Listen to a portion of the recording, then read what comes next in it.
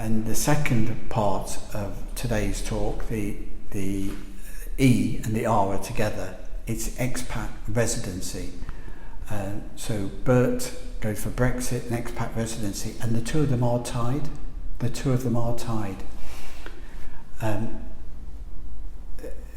People's right to live and work in the EU, whether you're UK expat and looking at the EU or EU expat looking at the UK, it's already written down and it's in law. So those transition agreements have been made and have been set, and they're already in place. There's a settlement scheme in the UK, and there's a permanent residence basis in the EU, where any EU citizen, including UK citizens, that are living and working in that country before Brexit can live and remain in that country for the rest of their lives.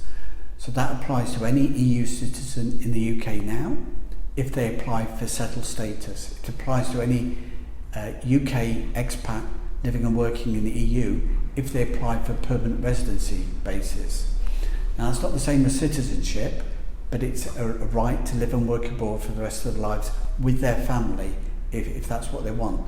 And those exist.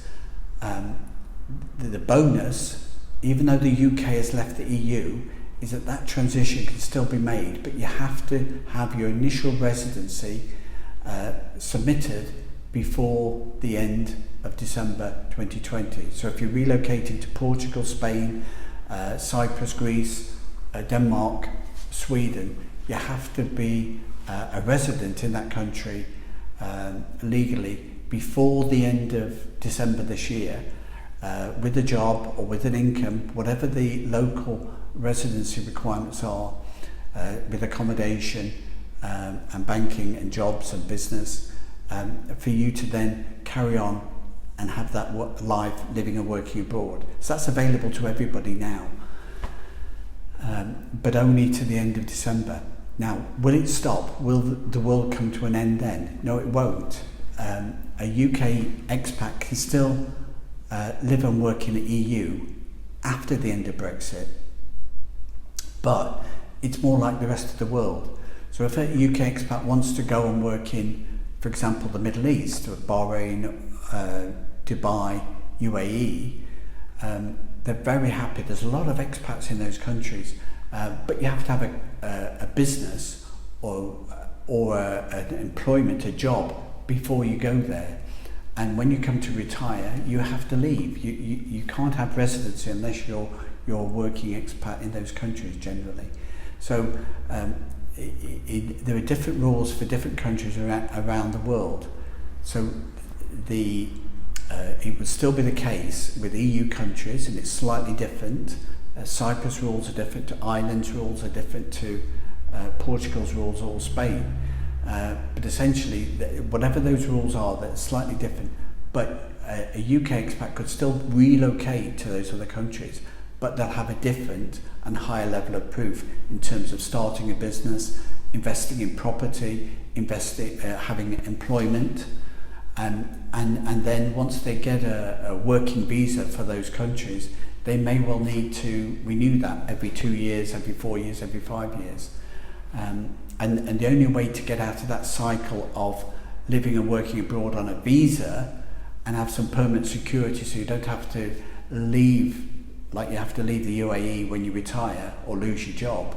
The only way to get that residency certainty in your new home abroad would be to apply for citizenship.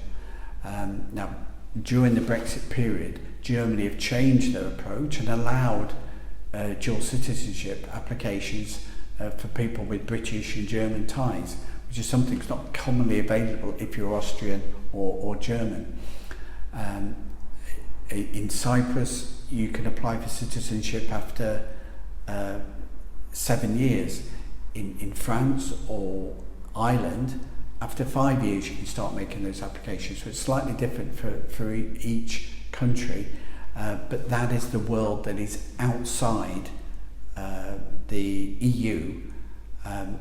Within the EU, there's a lower level because you've got that innate right to live and work abroad. You still have to have income to support yourself, maybe healthcare and accommodation. But once you're living and working in the EU, you've got the right to remain there and to have that settled status permanently after 5 years in that country. You can, an EU expat, a UK expat in the EU can still start that 5-year period before the 31st of December 2020. So UK expats have still got freedom of movement until the end of this year, and then the right to remain for the rest of their life with their family living and working abroad.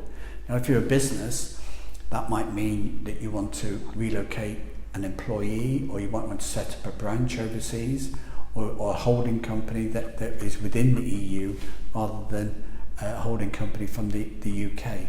So, for example, EasyJet have set up an Austrian business as a subsidiary that would operate as an independent business in the EU and give them access to the EU for their business. So lots of different options. At ProACT, we specialise in guiding service contractors, self-employed working people and businesses on how to organise their business across border and down generations to protect assets, make wills and operate from different jurisdictions. So contact us about your expat and residency.